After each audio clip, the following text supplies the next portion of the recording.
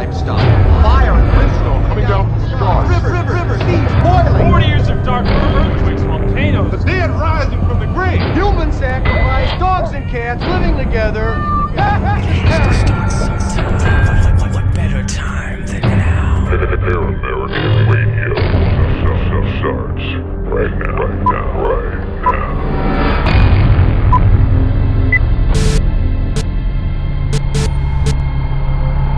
Welcome everybody to another episode of Paramerican Radio. As always, I'm your host Chad Calek here with my my best friend, Mr. Justin Holstein, the Persianite. What's up, Justin? You know. Come on, man, you gotta do better than that shit. I just set it up for you, dude. That was lame as fuck. What's going on? I'm just like, my mind goes in 1,000 different directions. Introduce yourself with authority next time, Jesus Christ. And as always, because we like to give the audience what they want, we like to make the ladies happy.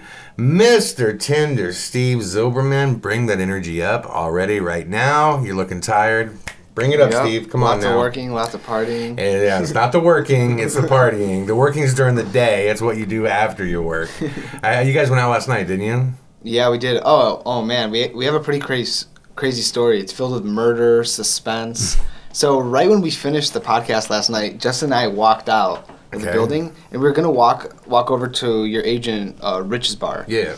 And we were walking. There's like a backpack in the middle of the sidewalk, and right away you notice that something's off because the backpack is facing, like the top of it is facing towards the street, and there's water like everywhere.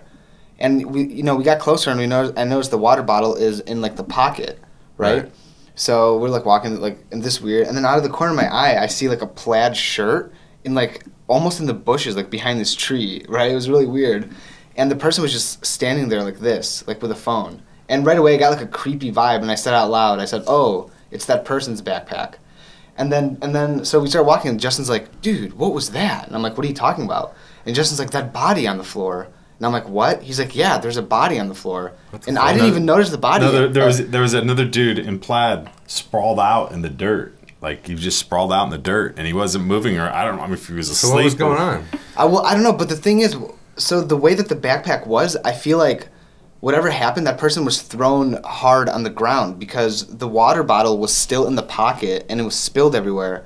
So we didn't call the police, but we went into the building, and we told security. And it was so weird because the security was like, "All right, I'll help. Don't worry." And even when we were walking out of the building, it's a really long hallway, we still didn't hear her like calling anyone. Like this guy could have been dying, and it was so right outside their building, right? Yeah, it was bizarre, but the weirdest part was the vibes that I was getting from that guy. Like the way he was like staring at us was just weird. Yeah. Did you guys call the police or the cops or anything? Well, no, we told the security. What would you call? Did something looks fishy? The cops. I know. What do you mean? What would you call the cops? Hey, I saw some guys out here, and it just kind of looked fishy. It was really fishy, man. Yeah, I think I saw some guys out here and a body laying on the ground and a dude staring. That's what I would call and say. You know what I mean? I wouldn't say they looked fishy. It was on the property of the building, though. That's why we told the security, and the security is much closer than the police. You know? So who knows how long the police they're renting fucking nobody. You know what I mean? Yeah. The security here, I could kick every ass down there right now. You know what I mean? These are not. But there's so many of them, and they all like walk around. I feel you. I'm surprised she didn't right away say like, "Hey, whoever's doing like a walk around, check this area." That's weird. Yeah, it was bizarre. I went home last night and I started working on our Patreon, which is going to be up soon, which I'm super excited to get this up. I really think it's going to do great things for us. I'm super excited to get the support from our audience and take this show to new levels, which we'll talk about more in the future. But what I love about doing the show, guys, is that it just gives me a reason to just disconnect from, the everyday grind of life, you know what I mean? And to really kind of go down that rabbit hole and let your mind go and just check into the magic of the world. That's what I love about this show and mysteries. And I ended up staying up way late last night and today. And I have always been fascinated with UFOlogy. We notice I've made 3 documentaries on UFOs. I'm admittedly not a ufologist. I am not some, I know my shit. Like, I'm still on those learning stages like everybody else. And I think that's why our UFO documentaries have done good, because I approach it kind of like the average person would, For those of you that want to see the documentaries that I've done, they're available at aghtelevision.com. There's 3. There's 1992, the USO incident. There's the Air Above O'Hare and Skywide Lies. Fun stuff. Check it out. I'm not going to go into detail about all of them, but just check it out. The trailers are out there too. But I started digging around last night, and a couple of years ago, this documentary SIRIUS came out, which was Dr. Stephen Greer's first major documentary and major release. And at the time, it was making news because it was the largest, or had the biggest budget from crowdsourcing. It was the largest funded film from crowdsourcing. And if you haven't seen, you've seen this, right, Justin? I've seen it, yes. And you have not seen it, right, Steve? No. Okay. I'm familiar with the picture, though. Yeah, basically what it is, it's like the documentary really kind of, it's more an introduction in the beginning to who Stephen Greer is and why he's one of the leaders in the field, and kind of it's really kind of like American Ghost Hunter, where it sets up the fact that, like, I didn't choose this, it chose me, you know? Yeah. It's very much the same thing for Dr. Greer. It's like he didn't choose this, it chose him. He was an ER, he was a triage doctor. That's what he did. He was a professional before his life went in this crazy direction.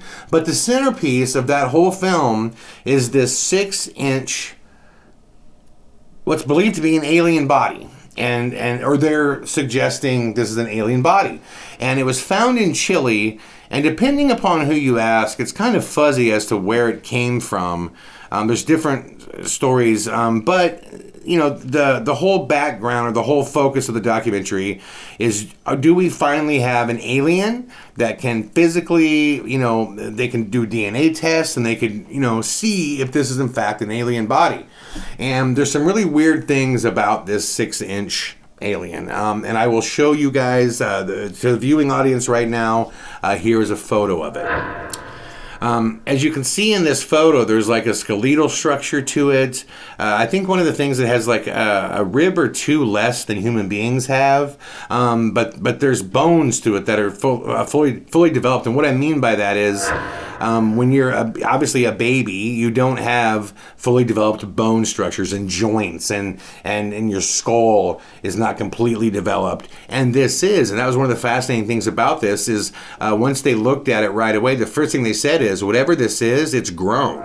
It's not a baby of anything. This is grown. So this thing lived.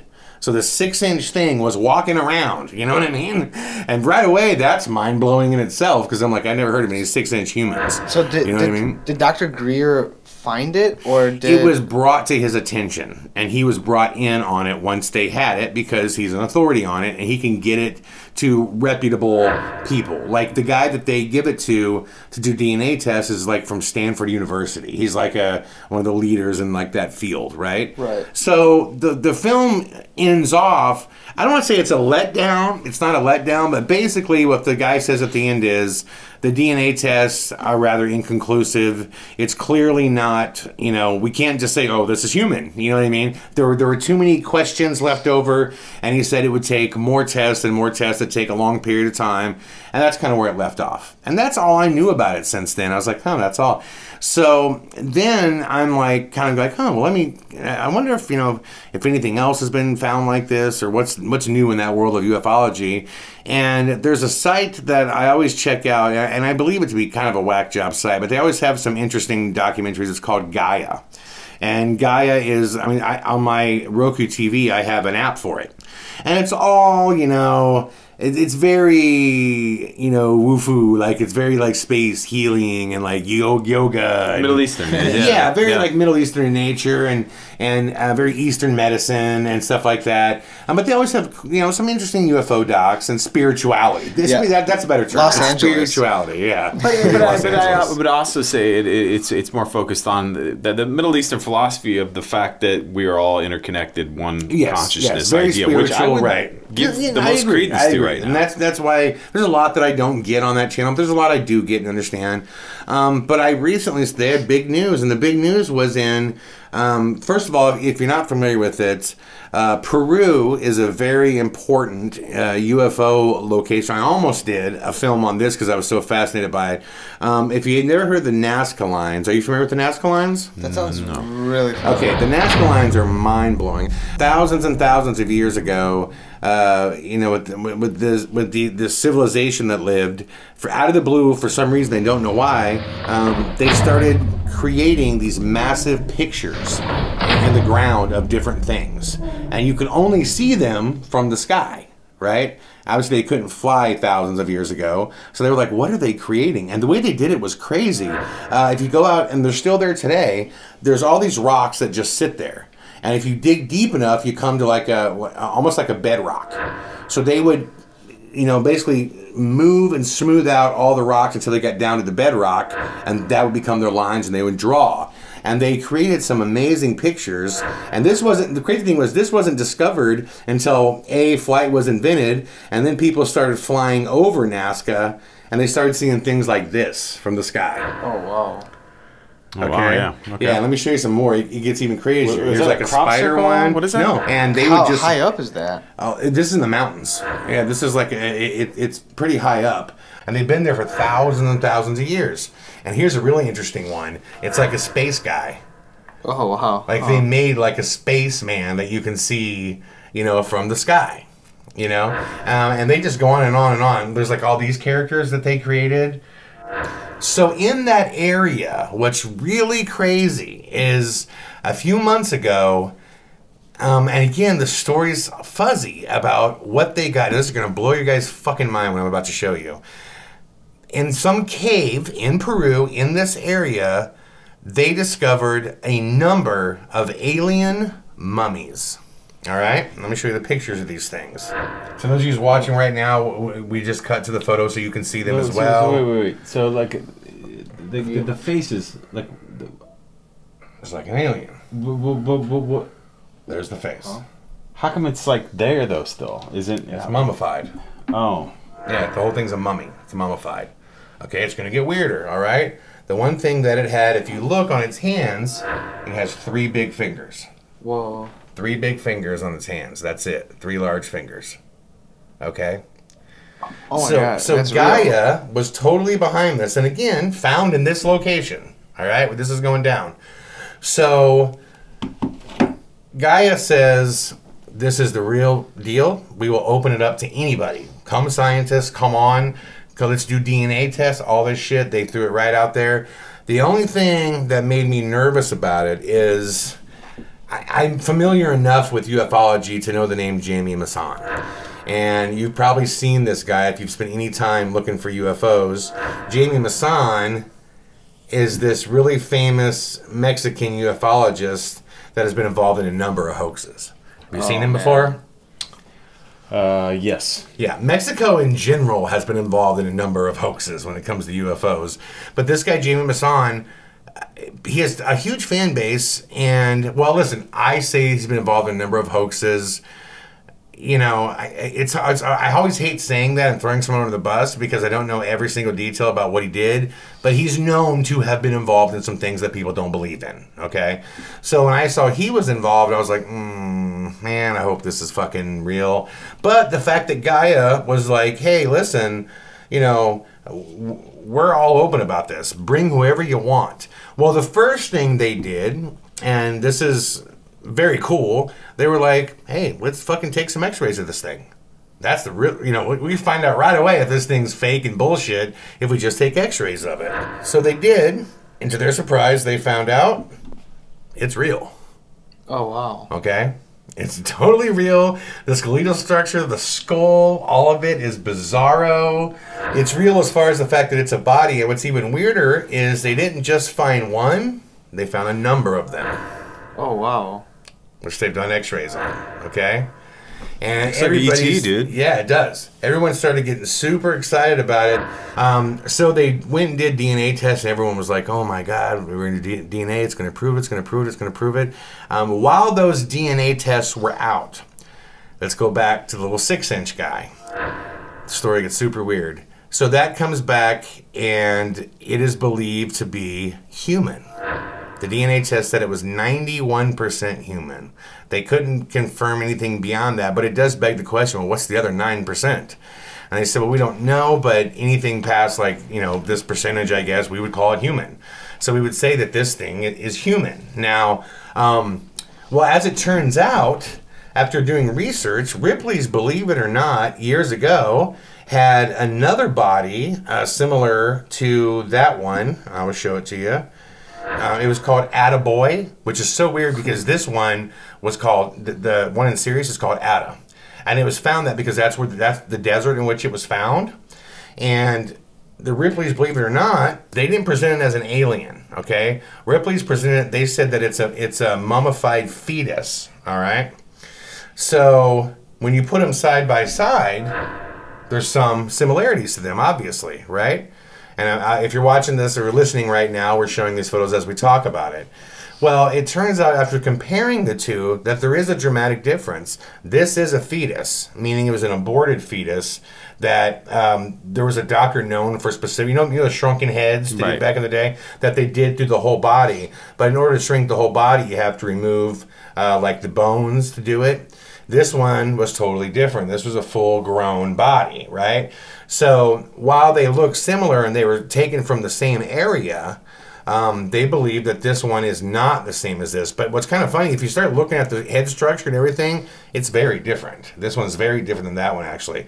They just, but this was, the Ripley's one was acknowledged to have never lived, right? This was a person that was totally aborted, and this was not, okay? But the strange thing was the Ripley's one was also found in that same area. The story was also very shady as to where it came from.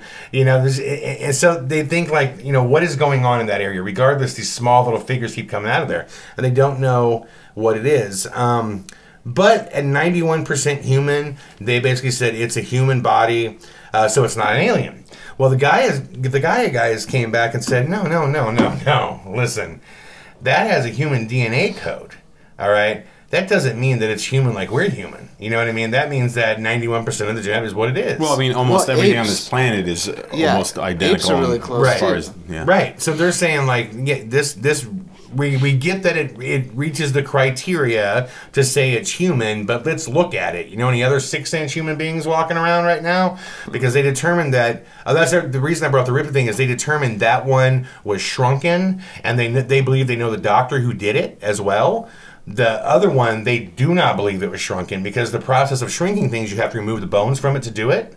So they're like, no, this one was not shrunken. This was a total different entity than what that was.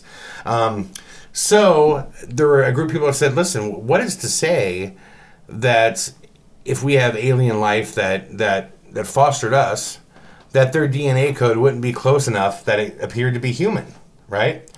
So back to the mummies of them. So they took their DNA, and oddly enough, it came back as completely human. But what makes no sense is they all agree that the skeletal structure, all this stuff is authentic. So why does this alien-looking head and stuff, why does it appear to be human? The reason I'm bringing this up is this is a gold mine for ancient astronaut theorists who say, no, we are the children of these. That if we were, in fact, to meet aliens, at least the father of our race, they would be human. We could communicate with them. You know what I mean? This is the idea of the Sumerians that have the records of the Anunnaki. That's where I'm going with this. This suggests that the idea that a hybrid race was made to mine this world and to work for them, we would have to be of them, and we'd have to be able to communicate with them, and they would have a different, you know what I mean? This totally makes sense that would be the case. But if that were the case, then mankind would have actually started millions of years ago. Right now, they believe that it's accepted that mankind is about 14,500 years old by scientific terms. And the only reason it's 14,500 is before that it was 9,000, and that was due to like different structures that they found. But Göbekli Tepe in Turkey was the underground. For those of you watching, here's a picture of Göbekli Tepe. This was, they previously believed man was 5,000 years old, then 7, then 9, and it was based upon structures they were finding, right? Well, and then Göbekli Tepe came out and threw a wrench in everything. At the time period that this was made, right? They believed that Neanderthals, like man at that point, were still, you know, like beating shit with stones, couldn't write, didn't have the wheel, were still, you know, munching raw meat, but yet this comes out in Göbekli Tepe, which is very, very precise artwork carved into walls that suggests, no, wait a minute, you got it way fucking off, right? So what's the timeline of that? So this is 14,500 years old. Oh, well, okay? Now, they think that only 5% of this has been unearthed, which is crazy. It's a massive, massive, massive structure that they're still unearthing right now. Did they have records of Indians, like, in stuff, like, you know, 12 or 15,000 years ago on this hemisphere and stuff? And if you send your Blood of the Human Genome Project, they trace your us as human beings back about 250,000 years, and that's where. Well, no, according to everything around Göbekli Tepe, that the earliest reports of walking man were about 14,500 years old, according to what I read in this, and I watched a documentary about it too. But it doesn't matter if say it was 100,000, say it was 200,000 years old. I'll tell you why none of it fucking matters. Because in the Rhine River, these German archaeologists just discovered what appeared to be human teeth, and it's been confirmed that they are. The testing has all come back that go back 9 million years. 9 million years.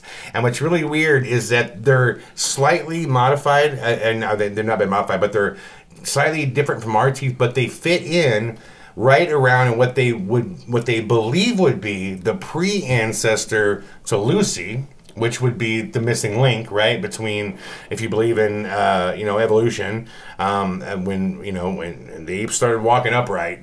So they think that this is actually the earliest sign of bipedal man walking around, which would date it back 9 million years. If that's the case, that rewrites everything in history, that mankind were in fact walking around back then, right? So all these, what's crazy about all these findings is they're all pointing towards the fact that ancient astronaut theory seems to make the most sense. That aliens could very much have our DNA, or at least enough of it, 91% of it, you know what I mean? That these creatures are in fact, you know, that if they returned here, we could speak to them, we could talk with them, they wouldn't in fact be grays or anything like that. Now, obviously, guys like Dr. Greer and, you know, even Tom DeLonge, Paul Hellyer, they all believe multiple species are living and visiting this planet, which could very well be the case. But what got me so excited about this is, if disclosure happens, how fucking cool would it be if, say, an alien ship landed and someone looking similar to us walked out and said, "How you doing, man?" Yeah. And you could have conversation with them, and you could be like, "Whoa," you know what I mean? Come out and slap hands with you. What's up? That would be amazing. You know what I mean? That would be totally amazing. I believe a lot, man, in intuition, and if things make sense, that's when I start following that line of thinking. You know? So somebody else could sit there and go, "Well, you know, Tom Cruise's religion is crazy, or this person," and I would go, "You know, let me tell you what my general principle belief is that pretty much that we are a creation of another race." That you can look at the Sumerian story, that they basically came here, they were called the Anunnaki, they bred what were close to apes on Earth because they had the right skeletal structure, the right bacterial composition to live in and we mined the planet for them, right? Resources, and they just made them intelligent apes, you know. So that was the start of actually the human race, right? Which is why we are still by nature a violent civilization. Because what's crazy is you look at us, right, and the one question you would ask if you're an outside species looking down would be, why so fucking violent? You know, why is it in our nature to make shit that destroys shit? Whether it be guns, nuclear bombs, like, we naturally... Look, why do we watch the UFC? Like, let's get really down to it. There's a part of us that loves that shit, that loves violence. We just want to see two men, like you said. You mentioned when you said it's like Rome. We're living in Rome. Yeah. You know, you said that to me. I watch the UFC. Why? Because there's a part of me that likes fucking violence. I want to see two dudes go in there and beat each other to death. And that is such a... Look at the way... You ever watch... I watched a documentary. What's the girl that lives with the monkeys? Jane Goodall. Jane Goodall. I watched her documentary, and it was amazing how she figured out how they interact, how they communicate, and she kept saying what's fascinating about them, they're a shadow of us. We act the same way they do, slightly more intelligent. Like they work the same way, and slightly jealousy was a big deal. If someone ape, mated with another, and they got close, they would lose their fucking mind and attack them and kill them, for it. When one was a leader of it, there was always 2 to 3 that were plotting to take over the leadership role of that, and they would do it by killing them.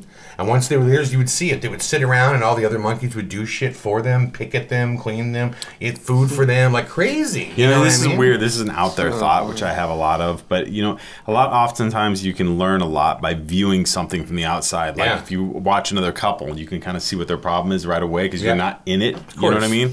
So imagine these grays, the way they look and everything else. Imagine if we somehow looked at their planet and we saw these grays sitting around and they were all like going like this, like 2 grays were beating the hell out of each other. Think how odd that would seem. Right. Like how and if they all got together to watch one kill the other and they applauded it and they were like, yeah, you know what I mean? That's what's so weird. I mean, it's totally fucking weird. But we adopt it and accept it. It's just like normal for us. That's what I'm saying. Like, we're not that much smarter than apes, man. I mean, you can practically. I mean, they've shown apes can learn language and mathematics, and there's things they can do. Like, I mean, it's crazy. And like the difference between us and most animals is a higher functioning brain and an opposable fucking thumb. You know what I mean? And that allows us to do all kinds of other things. It's just crazy when I was watching that documentary because they really did act in every way that we do. There is always somebody who wanted to be the king of the hill. There was those who were accepted that they were never going to be, and they were like worker apes basically, and they did the bullshit around the camp. There were those that were always beat on and made fun of, and always were hid from the group, but would just go there enough to eat and like, oh, can I have a crumb? Like people high in the school. world like that, right? Exactly. And I'm like watching this, going, fuck, we're not that different from them. You know what I mean? So when I start seeing this, like, the fact that this came back, that the guy mummies as human DNA, that's far more fascinating to me. Because I'm like, look, it's got 3 fingers that are jutting, you know what I mean? Its head's long and this, its skeletal structure is weird. It's mummified, what the fuck? Like that is so crazy. Same thing with the 6-inch thing. Oh, it's 91% human. Well, guys, I'm sorry. There isn't like 3-fingered monsters walking around next to 6-inch human beings right now. So this is mind-blowing shit, But it really made sense to me because we were talking this the other day. I did a documentary called, for fans of my stuff, it is still today probably right up there with, AGH or Blood Red Sky is Skyward Lights, the one about the moon. I did a documentary about the moon being a satellite, being a spaceship. And the thing about it that I didn't include in that documentary that I would if I redid it today is right about the earliest scripture of legend and lore that addresses the moon is the arrival of the moon, in which the Zulu lore and legend claim that 2 brothers came and the brothers were in the moon. And they brought the moon here, and that was the Anunnaki. That went on to later popular. And right at this time period, if you look at other religions, is when the Great Flood happened. Now, the flood's important because it's mentioned in multiple doctrines. The flood is mentioned in multiple doctrines. People believe the flood really happened. I mean, obviously, God didn't go at the ram, but something happened where the world became flooded, right? Well, if you take the moon, you see the moon has control of the tides, right? High and low. If you just simply move the moon some direction, it would slosh water and pull oceans all over this fucking planet. You could drown the living shit out of everything here by just moving the moon. So whoever controlled that moon controlled the world. So that would be a way, a source of fear to the race that was created. and were the people that, you know what I mean? Like, listen, I control this world. I move this moon. I could fucking crush this thing.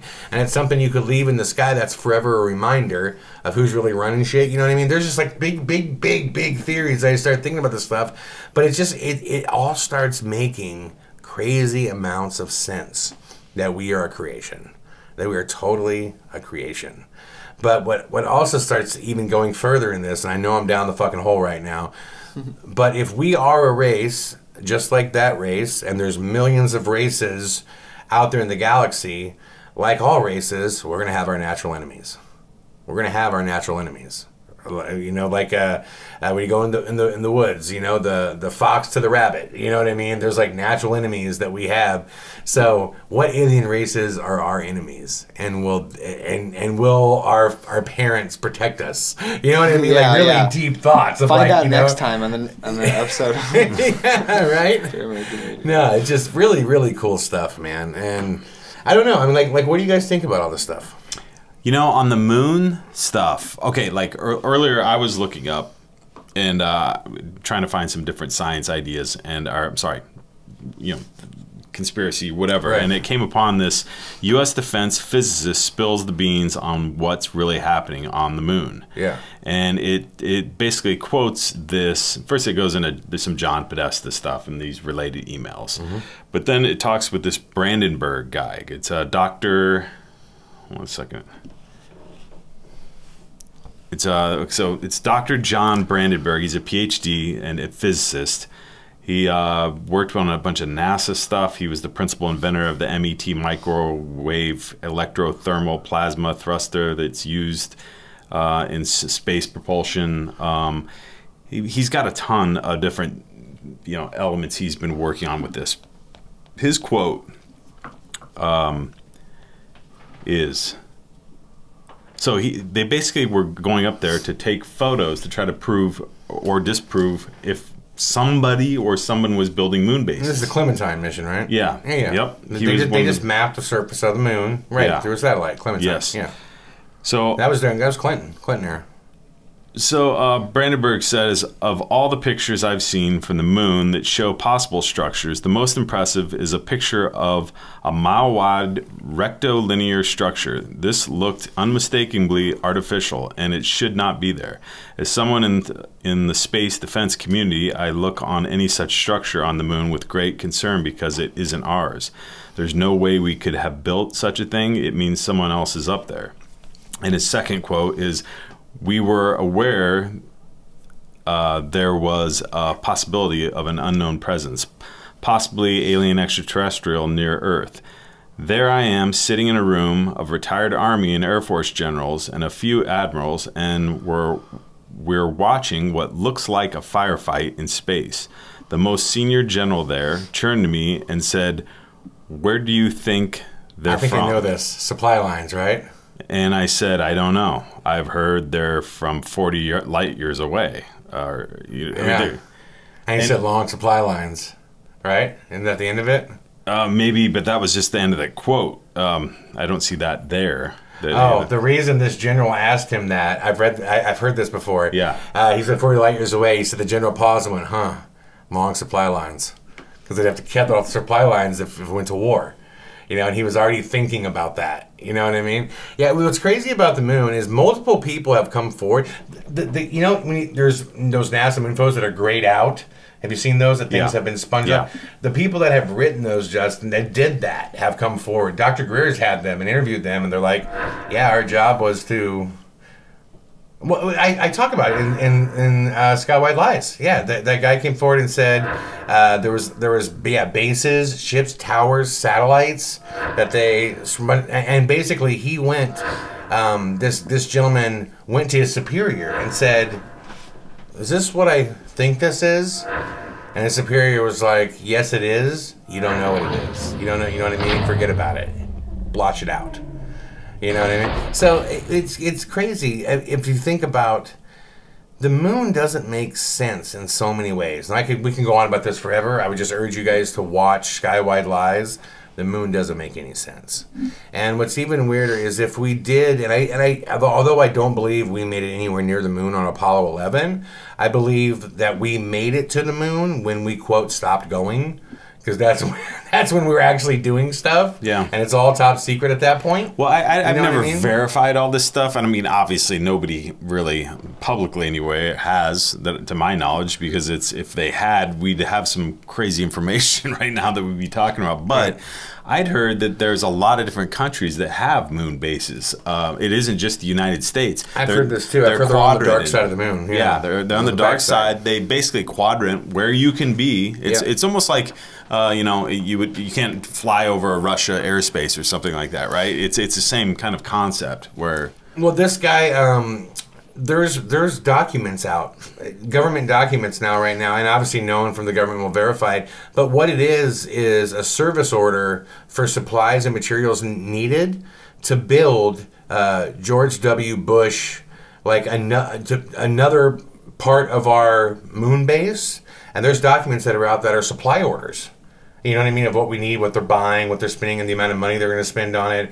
And supposedly, just as recently as George Bush, we were building onto our moon base out there that they say is, again, on the dark side of the moon. It makes total sense, which brings me to my next point I want to talk about before we go to break. But what's really interesting is when they went to the moon, and they finally did go, there's all kinds of reports. You could hear the audio of them talking to each other and saying, do you see that out there on the ridge? You know, they're looking at us right now. They're radioing back to Houston going, we supposed to have friendlies up here? Yeah, they're looking at us right now.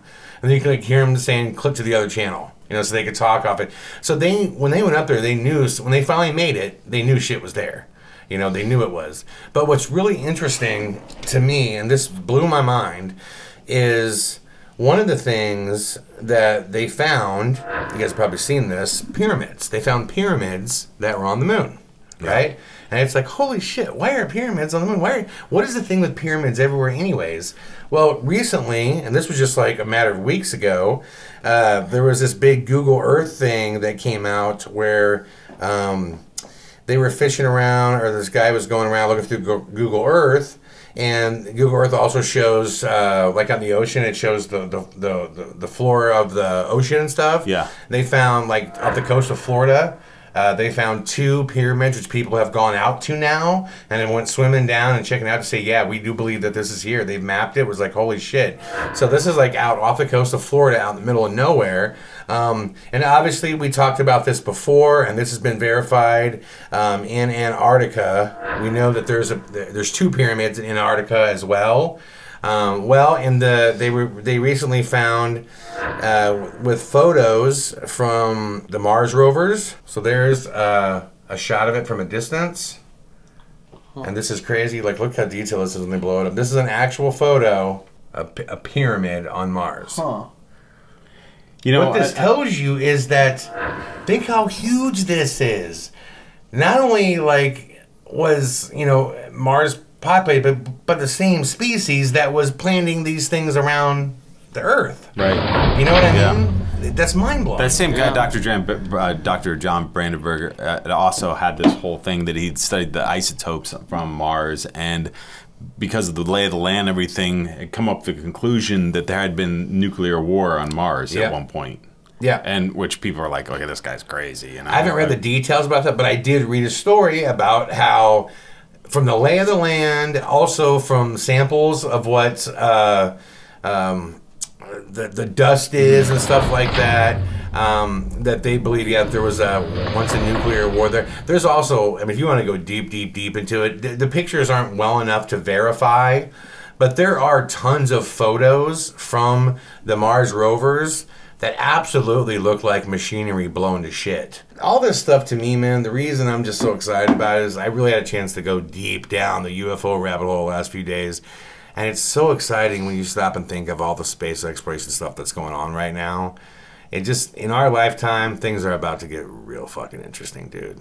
Real fucking interesting. Yeah, it's hard to quantify. Like, for instance, those photos of the rocks on the moon or whatever they look like. Yeah. Maybe it's just me. When I see stuff like that, it's a little bit of a letdown, and I wonder if it's just there to if it's being shown to give us enough doubt, you know what I mean? Like, oh, maybe there's something there, but I don't know, it looks like it isn't. Because if there actually are bases, legitimately, right? And if you could see those, it would be non-mistakable, right, of what you're seeing. It wouldn't look like. But there are. It is a non-mistakable on the moon. I mean, have you seen some of the pictures from the moon? I mean, it's so fucking detailed. I mean, it's crazy. You're talking about those rock-looking objects? Oh, not the rabbit. No, the moon. Well, I use them in Skywide Lies. The buildings and structures and that are on the moon are just incredible. And they, maybe I'm not recalling the ones that seem definitive, because to me, it looked very suspicious, but again, if you saw the details of electronics and whatever, you know what I mean, of a photo of a base, that would be definitive now. It wouldn't be, it looks like, for instance, that one that pyramid that almost looks like maybe it possibly could have formed. That's why I was wondering if there's any way of naturally a pyramid could form on Earth, you know what I mean? Like that. That's a picture of structure on the moon. That is a real photo of something on the moon. And that straight up looks like a tower or some kind of something that's coming up out of the ground. Right. And you know what I mean? Like straight up out of the ground and built. Yeah. And I've seen that photo in a number of documentaries. That this is one of the big telltale sign ones, because you can see it so clearly in the way the light hits it and everything. Now, I mean, I know what you're saying. It's not so detailed that it looks like the strip mall down the street. Well, you know what I mean? Where you're way like, better. whoa. That one's. But I'm saying that there are photos out there that are crystal goddamn clear to the point where you're like, whoa, that's not natural. You know what I mean?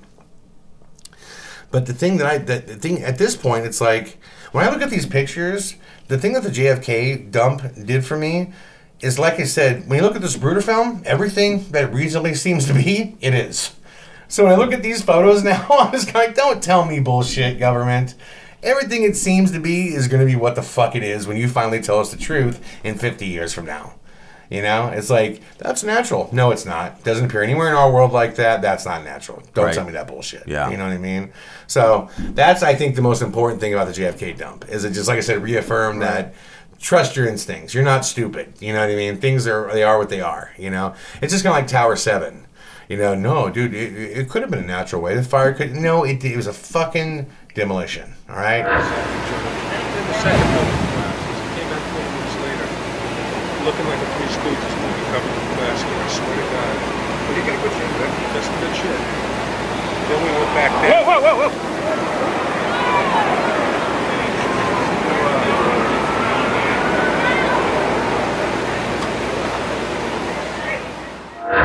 Don't tell me anything else. I trust my eyes, my brain. I see it. It is what it is. Yeah. It's absurd that you're saying it's not. Right. You know what I mean? It's what made Sherlock Holmes so good, because he said whatever appears to be, no matter how strange.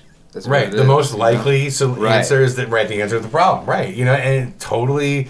That's why, you know, when I did the 9/11 documentary, I didn't have a preconceived idea of what happened. I just went backwards and said, what could make all this work? What could make all this work? Yeah. And if our own guys turned against us, when I put that equation in, now it at least all worked. That doesn't mean I got it all right. That means that worked. Right. You know? So it's that's what I think is fun about this stuff is now I look at that and it's like it is what it is. You know, it makes total sense. And I'm so tired of seeing things that are obvious and then having the government throw their bullshit spin on it and tell you that you're crazy for pointing out the obvious. You know, it's just like 9/11 when they're saying, you know, the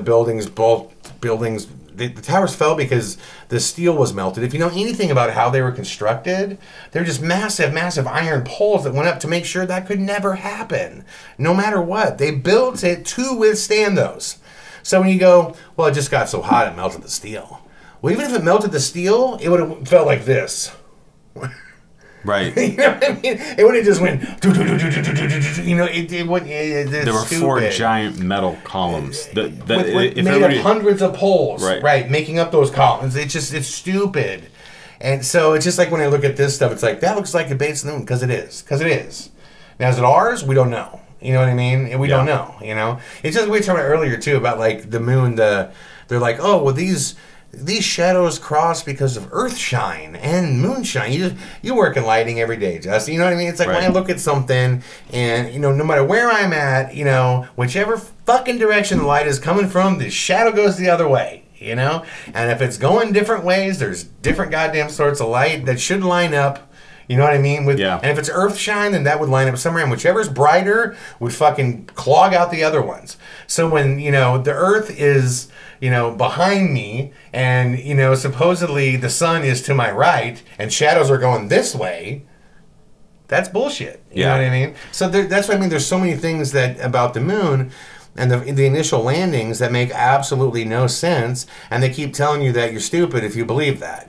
A lot of these conspiracy, all this stuff, there's going to be different types of listeners for our even show right now, right? Some people have already researched all of this. They've already breached that gap of being woken or whatever, Woke as But fuck. then you also have other people.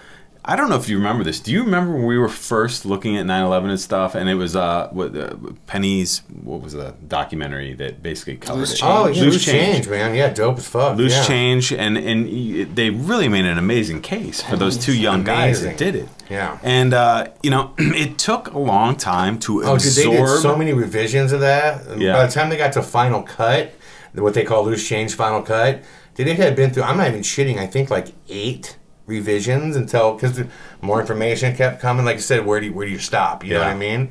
On that note, dude, it was amazing when they were debating those new, popular science guys. Those old, experienced popular science guys, 2 dudes your age or younger, schooling them. It was. I was astounded, thinking, how is this possible, man? Dylan Avery, Dylan Avery, badass. You know what I mean? And what was cool about that again is they just looked at it like, hey, listen, guys, I'm going to go on my 5 senses here, okay? And this is bullshit, And I love that about it. I love that about it is it's just common sense reasoning. So what I would say to everybody out there is when I say that about the moon, I'm not a full denier. I mean, let me be clear. I believe we went. I totally believe we went. But I believe if you want to know when we went and when we kept going, when we went silent about it. Think about it. Before we go, we want everybody to believe we're going. Right? Because we're going to win the Cold War. We're out in front. We're there. We faked it. The second we get there, and now we're really there, and have real work to do, that's when it goes dark. If you wonder, like, why did we, do 6 moon missions, and then we just haven't been back since '69? Oh, come the fuck on. Of course we have. They don't want you to know what's going on. So they say we didn't go. You know what I mean? Yeah. Like, that makes total sense, Listen, when you look at those early footage, it's stupid. I mean, look at the limb. That hunk of shit is made out of coat hangers and fucking aluminum foil, bro, with the USA things taped on it. It's fucking stupid. That hunk of shit is what they. It's funny. I'm going to put a photo up right now. Everybody look at this hunk of fuck and tell me that you would get in that thing and go, let's go to the moon. It's stupid. It's just, it's like dumb stupid, So, anyways, we're going to take a break here, but I just, last thought, Steve, what do you think? Is ancient astronaut theory, are we on the right path here, you think? See, I have to see a timeline of events because so you say they found the tooth that was 9 million years old. That was recently 9 million years old. Right. Yeah. So that's around the time where it would be a humanoid or an alien, right? Basically, they're saying that's a time where it would be akin to Lucy, which is the missing link, which is that period when apes went and stood up and started. Okay. That's what we don't have yet in the genetic genome code. They don't have Lucy, the one that stood up.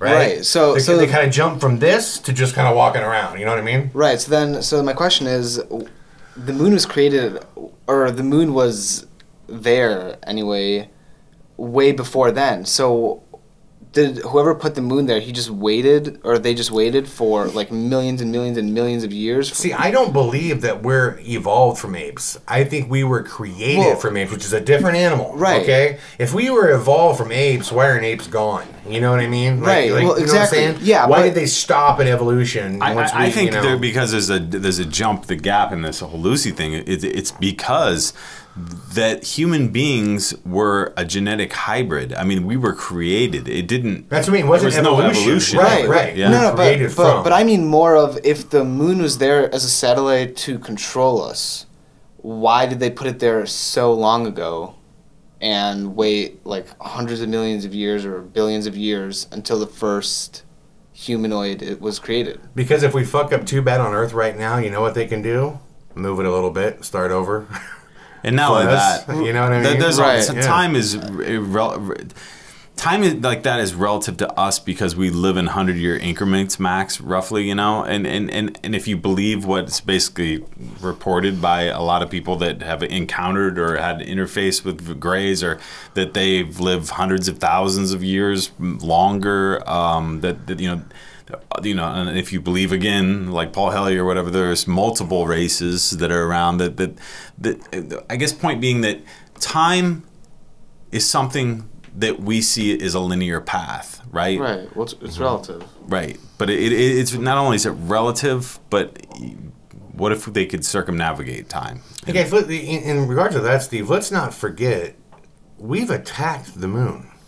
Right. Yeah. Our government shot warheads into the moon. Well, I'm not. I'm not saying that I don't believe it's a satellite. I mean, the most interesting thing is if you hold up the thermometer to moonlight, it's colder than around. Did you look that up? Did you watch the videos or try it? No, I didn't. Do it. It's crazy. It's crazy. I mean, it doesn't make any sense. Right. And what we're talking about, everybody, is if you believe in this my skywide lies theory, well, I don't want to say my theory. I have a version of it from what I think. Is the belief that the moon is a satellite, but that belief is also that it's self-illuminating, meaning that it is not the reflection of the sun off of it. And the reason being, if the sun were to hit it and reflect back, there would be heat, right? If you hold a thermometer, an outdoor thermometer, anybody out there listening can do this. Hold an outdoor thermometer on a clear night when the moon's out. Hold an outdoor thermometer up in front of the moon in the moonlight, and the temperature will start lowering. Put it in shade, and it will start increasing. It should increase. Moonlight should make things warmer, and it doesn't. But then how would you account for the fact that if you take some of those shots of the moon with those raised, whatever it be, pyramid type things or anything, there's always a shadow cast? Well, I don't know. I mean, the only photos that I've ever seen of anybody being on the moon are from our government doing what they've the sun would still be hitting the moon. Yeah. Well, yeah. The thing is, I just don't think that the moonlight. I just don't think it's that bright. Because aren't there other things out in this? Doesn't the sunlight hit everything in our solar system? Like, why is what I mean? It's like, why is that the only thing that's like lit up by?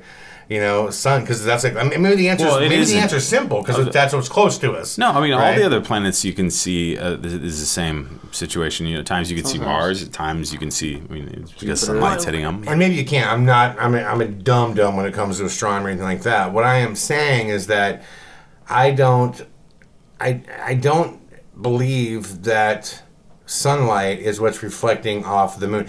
Sunlight could even be hitting the moon and actually making it bright, but it's not making its way back down here, because the bottom line is, if it's sunlight that's hitting it, it would get warmer, and it doesn't. And anybody can test this.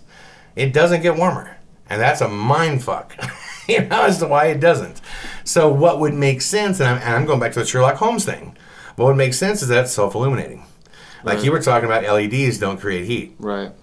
So if it was some form of LED light that is, in stages, like lighting up, which would give people a sense of time, right? You can tell time by the cycles of the moon. It's like the moon dial instead of the sun dial, you know what I mean? It can tell you time. I'm not going to sit here and pretend I have all the answers to all of it, but what I'm simply saying is, what would make sense is that if the moon is self-illuminating, then it would make sense by what the properties are of it. Like when you hold a thermometer up and temperature goes down and goes up. What's also weird? The moon also appears to be translucent. Like, have you ever seen the photos where you can look at the moon at night and the footage up there and you could see stars through the moon, right through it? Yeah, when we take a break here, I'll show you guys that footage. And we'll talk about it when we come back after break. But I'll show you the footage. Yeah, you could see the moon and it's transparent. You can see things through it, which is really weird. you know? So, anyways, guys, I know we're already going deep again, but this is good stuff. Hang with us a little bit more. When we come back, we'll get into it. I'm going to go show these guys some of the footage of the moon being transparent, and we will be right back with Steve is going to take us even further down the rabbit hole. We're going to see what's going on in the world. Hang with us. We'll be right back. Paramerican Radio will be right back after this commercial break with even more dope-ass shit.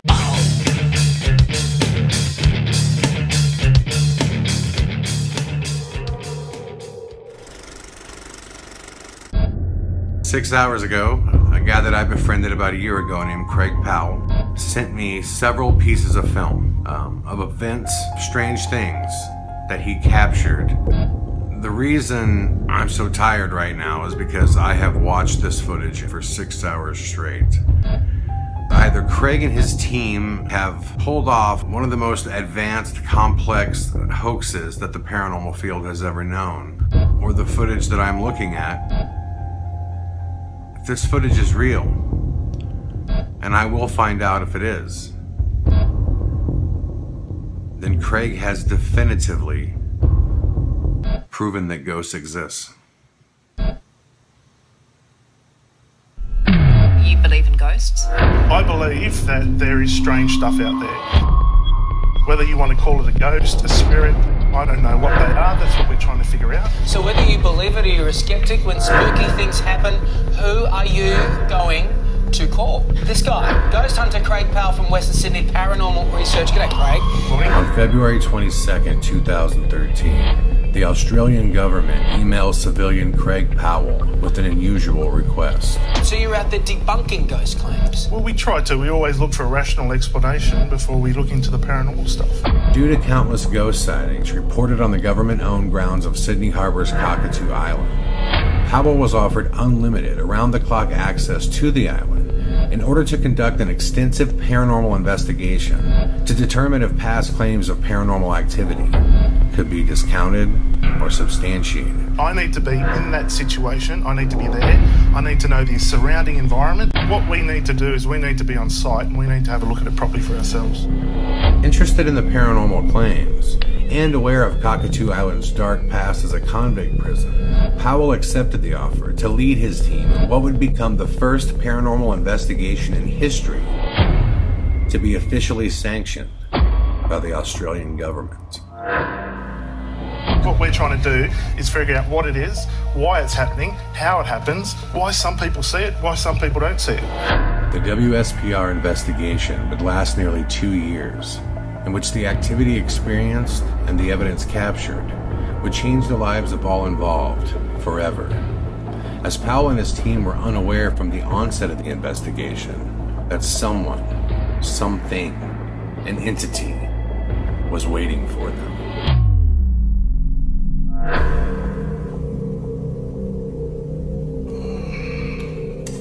Same things, but it was at exactly the same time.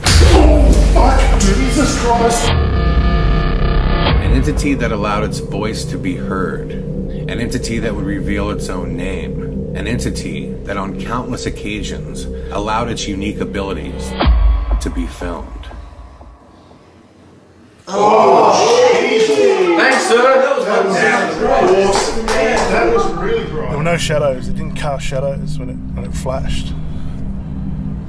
It's one of the most bizarre things I've ever seen with my own eyes.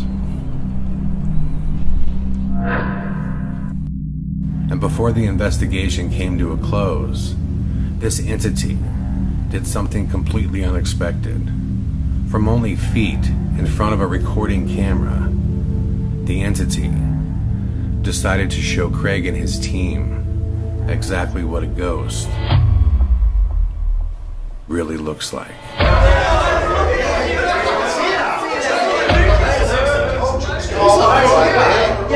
Thanks, sir. I asked him to do something there. So the camera was actually sitting in this far corner, and just out through the door there is where the SIR footage came from. Okay. Yeah, that's it. What did you experience at Cockatoo Island? I witnessed the lights. You witnessed the lights? Yes. Okay, so you're telling me that you and a bunch of people sat in a room with no power, and the room was lighting up? Yes. Okay. So, essentially when you say that I feel like I had a connection, you're talking about like you feel like you met a spirit out there and you formed a bond of some kind. Okay. You do understand this sounds fucking crazy. To everybody else, I don't really care. Do you believe this is a ghost doing this? Absolutely. Absolutely. Yeah. You have zero fraction of doubt in your mind. Yeah. How long have you been in the team? 5 years. So you know these guys well? Yeah, I know them really well. I know them really well. Too well. No chance anybody on your team faked it? If I ever believe that one of our team members faked it, I'll throw him off the fucking balcony. Really? Nah. Why would we go out and do that? Are you guys paid? No. Would you guys like to get paid? Well, it'd be nice. Sure. There's just so many reasons to hoax. There's so many reasons to hoax. Give me a good one. Make your life better. Why? It could bring fame, fortune. And look, and it could, but, you know, there's been times where our kids have missed out on stuff because we've put money in towards Whisper. We can't go on holidays because we've got all Whisper. Great reasons to hoax. No, but this just goes to, yeah, it could be, but, you know, we all have our paid jobs and then there's the love job. What do you think's on that film? I think it's the spirit of someone. My neighbor is the best software animator. He is the guy that's hired to create Transformers. As one of the elite animators working in Hollywood today, Patterson specializes in computer-generated imagery, also known as CGI. Routinely hired as a senior animator on major studio feature films with budgets in excess of $100 million, Patterson's understanding and ability to digitally manipulate film is amongst the best in the world. Here's a few examples of films you may know that feature Patterson's CGI work and abilities.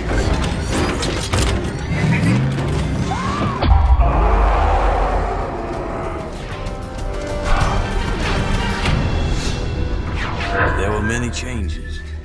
Some you could see, some you couldn't. Hair had started growing in all sorts of places. So he can take that footage, and he can tell me without a shadow of fucking doubt if that has been fucked with, if it's fake or anything else. Do you know what? I've been waiting for someone to say that, man, because I don't have the ability to do that myself. I do. Well, let's do it.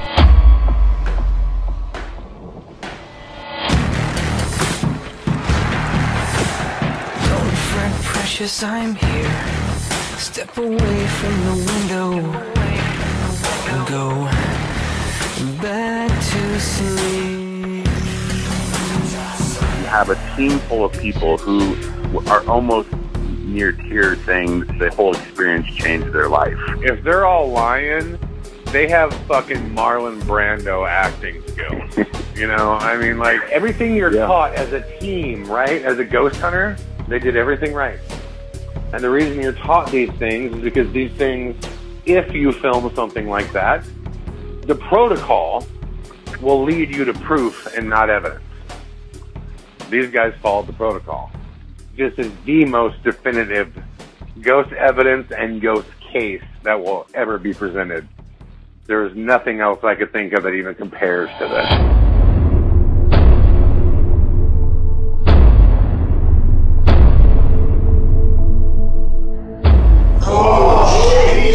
Thanks, sir.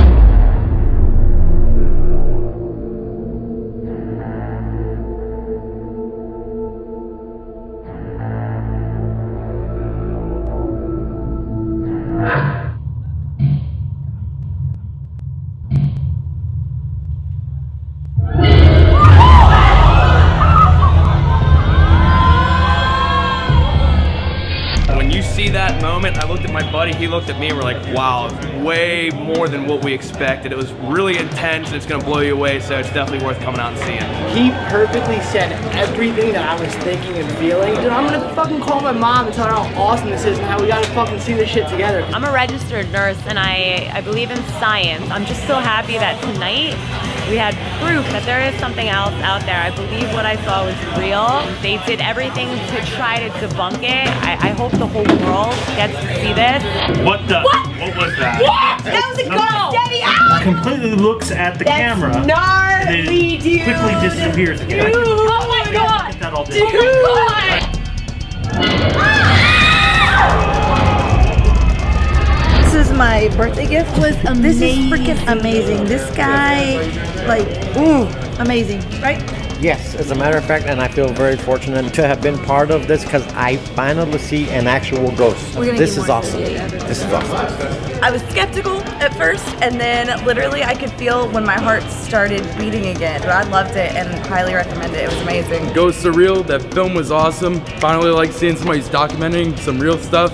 Guy was relentless on giving them help. I loved it. It was presented by a very charismatic man. I trust Chad. First time I saw him when he was on Paranormal State, I said, I like that guy. That's why we're here tonight. It was going to be a documentary about me debunking him. That was the original plan. That was the plan, was to prove that this was a hoax. I mean, I dug into his life, his case. Every road that I went down just led to a dead end. First thoughts was it was really terrifying. I've never seen anything like that. This is by far the creepiest thing that we have ever seen. I've never seen nothing like it before in my life. Never seen anything like that before on film. I've never seen anything like that before. This is not like anything I've seen. I've never seen anything like that. Words can't describe what you saw. I was totally enthralled with the Q&A that was given by Chad. When it was all said and done, I had chills. It was surreal. Very surreal. Absolutely amazing.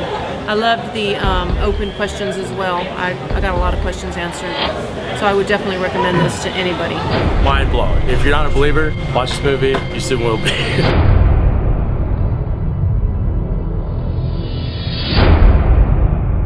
I wasn't expecting there to be that clear of an apparition. Welcome back, everybody, to PARAMERICAN Radio. It is that time once again where we are going to be sucked down the rabbit hole by the purveyor of the hole, the keymaster, the Gozerian of the rabbit hole. Tinder. Wait, the what of the rabbit hole? Gozerian, baby. Now, you've seen Ghostbusters, right? Yeah, but I don't remember. Gozar, the Gozerian. Man. Come on. That's that millennial shit shining through right now, man. Saw the new Ghostbusters. Damn. I'm gonna have to have you watch that so you know what that is. I've seen Ghostbusters, of course. I just don't remember that part. You remember when she opens the freezer and sees Gozar, the animal thing, the dog-looking creature? Oh yeah, that looks like a piece of meat. No, it's the big bowl thing. It's like a freezer. Dog. No. Yeah, it's like a big dog, and it says Gozar. And Gozar, the Gozerian, is the Zoroastrian god that comes back. So I'm the freezer dog of the rabbit hole. Yes. Yeah, it basically means that you are the watchdog of it. You know what I mean? Yeah. You're the watchdog of it. I'm the three-headed dog from the Harry Potter. Anyways, take us down the rabbit hole. Tell us what is going on in the world that is bizarre, mysterious, and or unexplained. So everyone's familiar with the Great Pyramid of Giza.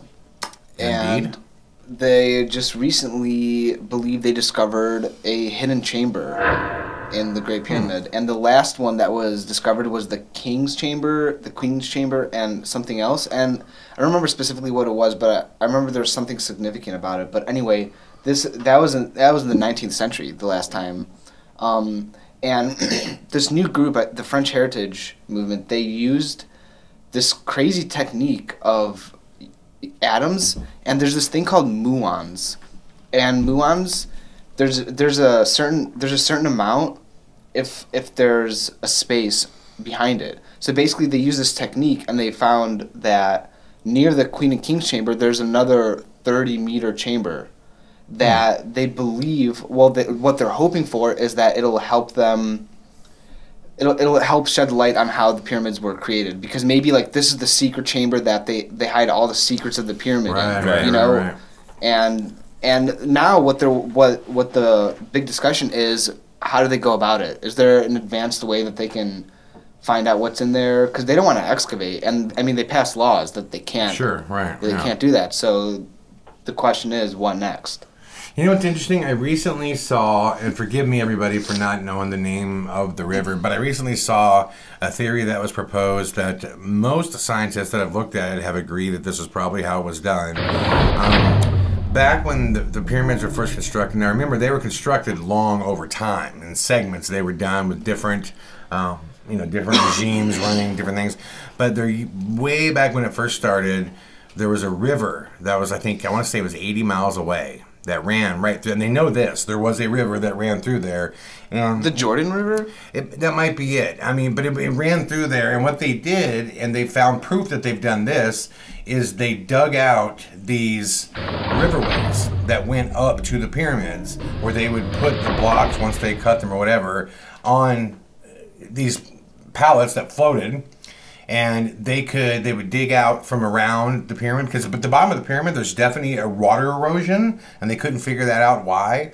But this would make sense that they dug out the area around, and as they built it, they would open up and let more water in it, so it would rise up, so they can place the bricks where they need to be from a waterway as it went up. And they could also, that's how it could be watertight. They could like make sure it's that perfect with each thing, because they literally have water there. That makes sense. It's pretty crazy. So, but if it's built up this high, how are they getting? Well, they would use like a dam system, you know, to lift. They built on the outside of it and had walls through it, and they would, just carve out the riverway, and they would build a dam system around it, and they would just let the water in, and when they wanted to go up with it, they would just raise the water.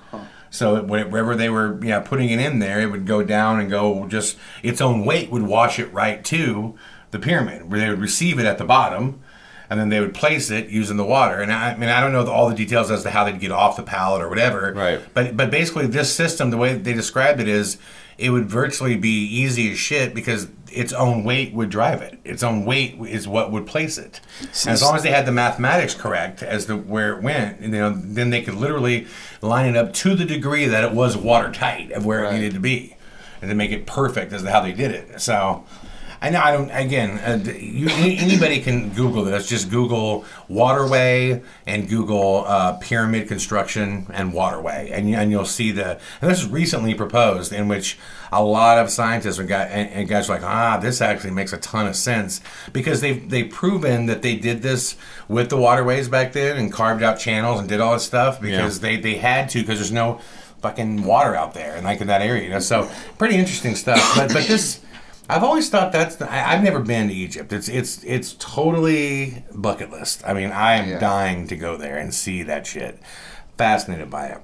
What's always fascinated me the most about the pyramids is not the exterior construction, is all the shit inside. Right. The math of that. Right. Now you're talking about multiple chambers and how it all works. Yeah. I mean, jeez. Not to mention, just if you look at the amount of time they didn't have a lot of time to spend per block placing. The amount of blocks in the entire each pyramid, but they did the math going, this would be extremely difficult. I mean, even if you went really fast every day for 30 years, it would. Oh yeah, no, this thing took hundreds of years. Yeah, hundreds of years to construct, because it was constructed at different. You could see on the inside. I don't know if you've ever seen this or not, but like the first layers of it are really like rudimentary. Like there's cement on the inside of it. There's something they use to stick them together and to clog it, and it looks like shit when you see it.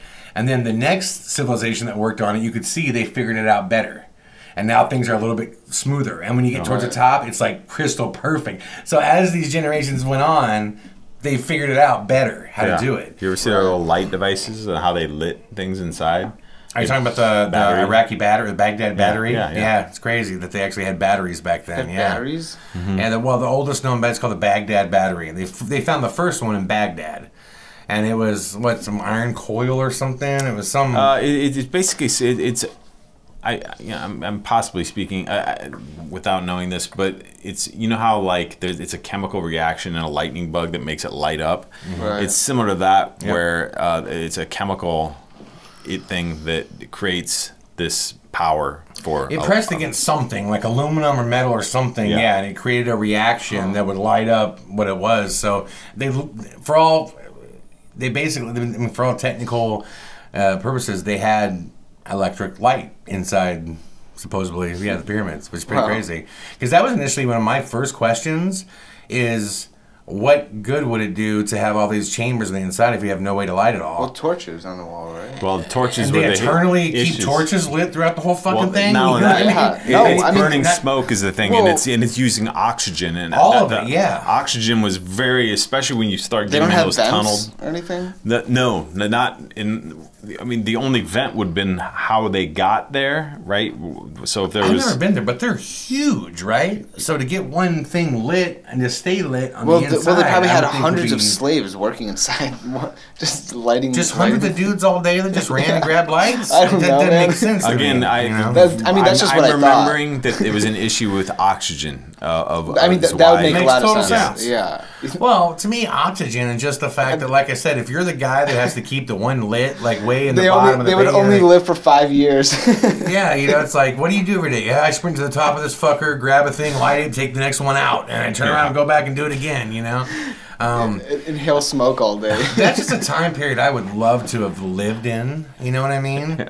Just because they were so gothed out, you know what I mean? And just, the whole dog head thing and all the gold and fucking whack, dude. Whack as shit. Right. You know what's really interesting? I think in the future I would love to create some sort of film, a mashup between the age of, the golden age of Egypt and the golden age of Greece or Rome. Yeah. That would be so cool because I've never seen anything that mixes those two together. You know, not in a corny way, not in a cowboys versus aliens way, but something that makes sense. What if for some reason, right, those two civilizations wound up melding? Right. What would that state look maybe like? alternate plane of reality. I don't know. How does that state look? Right, yeah. Like if Caesar wasn't killed and the Roman Empire expanded into, you know what I mean? Something like that. It'd be crazy to see what would happen. Right. So so that's hopefully there's something in there, and it isn't a big letdown and we spent all this time, but at some point they got out. Well, the reason they don't have the records is because that one thing was burned, right? Alexandria. Alexandria was burned and all the records were gone.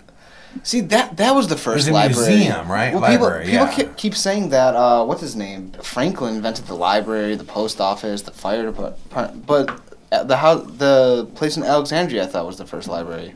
Well, I know it. All I know is that that's the reason we don't know why the pyramids were built is because it was all burned. No, Ben Franklin did not invent the library. I mean, he might have had. Really? Yeah. Well, geez, come on, think about it. It's storing. He invented everything. Storing. Man. You'd be surprised. Don't you love when Justin talks down to you in a conversation? Come on, think about it. Well, I mean, honestly, so the storing of documents was invented by Ben Franklin. That's insane. You really think that's crazy? That might have been invented in America the way we do it, you know what I mean? But, well, it's crazy in the sense that, there's been scholars forever. It depends on what you're classifying as a library, you know what I mean? Maybe Who invented the library? No, I know he's said to have invented it, but I'm saying I think it's the. What do you mean no way? It's the first thing that comes up. You're telling me there was no storage of documents in England? Come on, think about it. There was no storage of documents in England. Steve, tell him think about it. I literally typed in who invented the library into Google. No, I've heard that too. I've heard Ben Franklin invented the library, but I think that's type in who invented the light bulb. What's that? It wasn't Thomas Edison will come up. Not true. Okay, so he stole the idea. Talking about conspiracy theory. Yeah, no, I'm not talking about conspiracy. I'm talking about the fact that he patented I know, but that's the same thing as you can't Columbus ignore discovered America, which he didn't. But the point being is, I've heard this too. Right. That Ben Franklin. Yeah. But I think that's as we define a library. Right. Exactly. Right. If you go back and you look like the Roman Empire, for example. They had records of all kinds of shit. Right. They weren't necessarily stored in a public place that you can go visit and check shit out and read. They were hidden. You know what I mean? They had, know, even with the Catholic Church, the papacy and all that stuff. I mean, there's thousands of years of them, granted they're falsified, but they're made up records. You can't just go see them. Right. You know what I mean? They're held somewhere. Yeah. So I think that's talking about from a public place of open information that you can go to. Oh, check it. Yeah. It's records and all kinds of shit that's just there, but they're not for public access. He also he invented the postal service, the fire department, restaurants. I'm kidding about the restaurants. This is still on the first question. What's the second topic? Oh, okay. Moving on then. The next piece. Just to wrap that up, I think I hope what they do there is they just let someone go through that shit, because the reason we don't have a lot of those answers is, you're right. I've read about there's all kinds of. that is a massive source of income for the Egyptian government. Like and they're restoring the shit right now. They're like going over the outsides and building it back up like how it was. Which historians are always like, what the fuck are you doing? You're losing history by doing this. You know what I mean? So I wish they would just let a motherfucker go through, let him find out whatever, then do whatever you want with it. Just recreate. You know what I mean? Right. Then do whatever you want with it, but let somebody in there. So. Anyways, what's the next one? What do you got for us? Well, the next one is about my favorite show, pretty much, Stranger Things. Okay. Stranger Things, if anyone hasn't seen, is about basically time displacement, alternate realities, government experiments and secrets. And what a lot of people don't realize is that the show is actually based on true events. There was this book called the Montauk Files, the Montauk Project. And it was written in 1992. Is this about the island where they made the monsters on the island? And Montauk Monster. Yeah. But that was based on a true story on a military base in Montauk known as Camp Hero. And what Montauk Monster. Right. What people say is that there's been like 100,000 different experiments on people that have to do with like time travel and monsters and just. And there's hybrids mind of animals. control. And the reason they call it Montauk Monster is, for people that don't know, there was animals that washed up on shore close to there that they didn't know what it was. They haven't been able to classify what it is. In each case, they ended up knowing what it was, but there is one specific picture, which I'll post right now. And this is the Montauk Monster. It was something that looks similar to a dog, but not quite. And supposedly... this beast was created there amidst these multiple experiments that they're doing, and all kinds of shit. Yeah, pretty crazy shit. So, I'm definitely familiar with the Montauk Monster. Yeah, so it's just interesting because Stranger Things is such a big hit, and a lot of people are like, oh man, this is so great. I bet no one thinks, oh, this might be based on true events because it's just so out there. Yeah. I thought it was interesting when I read about that. About like 3 weeks ago, Roy at Coffee told me to start looking into the Montauk Project, and I'd never heard of it before until then. Who's Roy? Roy, it's kind of this coffee clutch, we go to in the mornings in the Quad Cities. We wake up and about Breakfast Club. 7:30 a.m. everybody shows up. There's kind of a group. We all hang out, have coffee, BS, and kind of exchange ideas, kind of like we're doing right now. Gotcha. Nice. Awesome. Well, let's give me one more here and let's wrap it up. All right. Well, today is daylight savings time. Correct. Justin, you had a theory about why. Well, I'd always heard the idea was like it used to be in the old days they would actually let school out, or farmers or whatever, because your kids farmed, right? Even if you were going to school or not. So they'd switch the hours so there would be more daylight to do all the farming stuff you need to do, right? Right. That's what I'd heard. Not many people know this, but the state of Massachusetts is...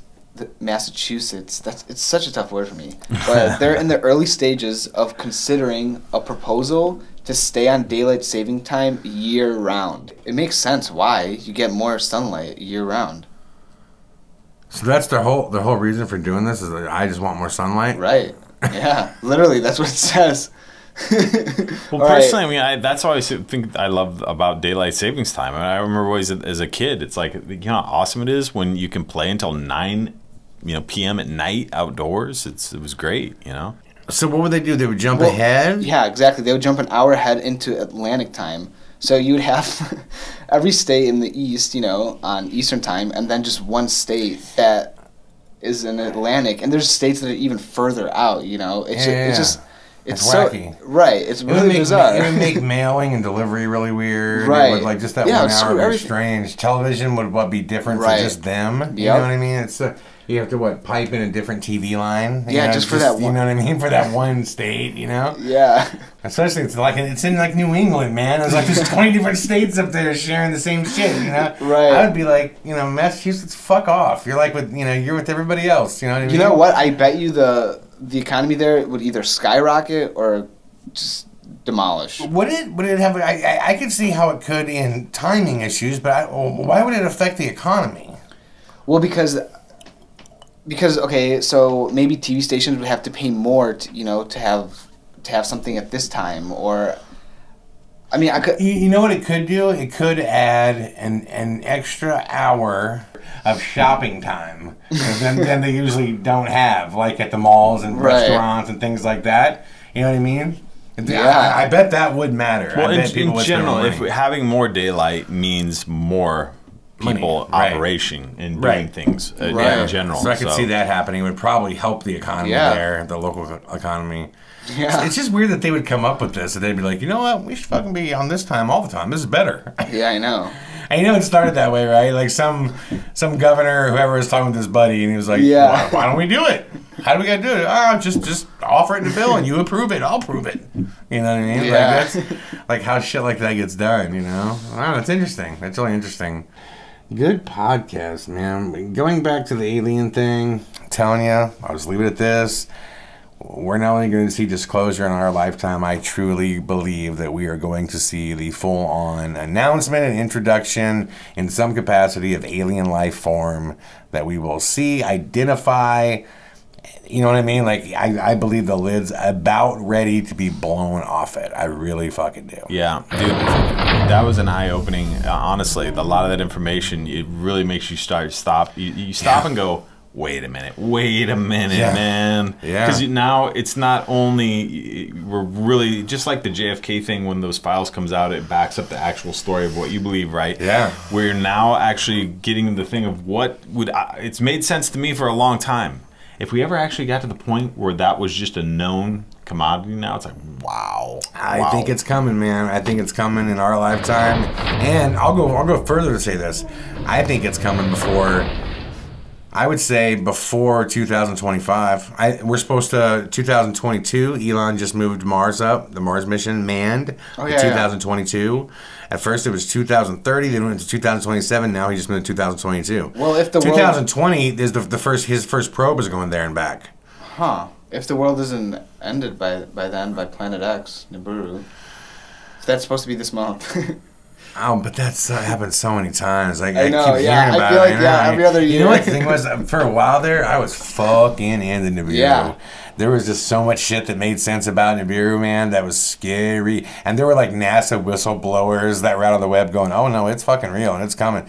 And they've been so off about that. I can't even think about it anymore. I mean, the concept of a Planet 12 or Planet X, whatever you want to call it, Nibiru, having an alternate orbit, like totally is real. It occurs in the universe. Like it would, and what's even weirder is if you look at the mythical, I guess, cycle that it takes. Yeah. Every time that would spin around, like technology just blasted forward to the course of human civilization. That's the part that had me hooked. Well, this is a big topic too, man. I mean, it's like the 25,000-year period between the Chinese, the Egyptians, the South American Indian tribes. Right. They all had this common understanding of what they called the Great Year. You know, it was not just our revolution around the sun. It was actually our whole solar, or the Milky Way galaxy's revolution. And you know, does it go through a asteroid belt that pelts everything and destroys a bunch of stuff? You know, You know what's fucking crazy? If it did and the impending doom were coming, not a motherfucker and NASA would let us know. That's the thing. How many times have you seen those news stories where it's like, oh, hey, last night an asteroid just came within 30,000 miles of the Earth. Woo, glad we missed that one. You know, and it's like, glad we missed that one. That would have been cataclysmic to everybody on planet Earth. And we're like, whoo, you know, they'd never tell you. They'd never fucking tell you. Think about how crazy that would look from the ground if an asteroid comes and you could just see it take up the whole sky. That would be so scary. It would be amazing. Because it would be like if you take like a rock underwater and you move it, or like the shark, the shadow of the shark, but just like a shadow of, man, crazy. It would be crazy. Wow. Well, awesome, man. Thanks, everybody, for listening. When we, on our next podcast, we are going to do it. We're going to tackle, by your request, Flat Earth.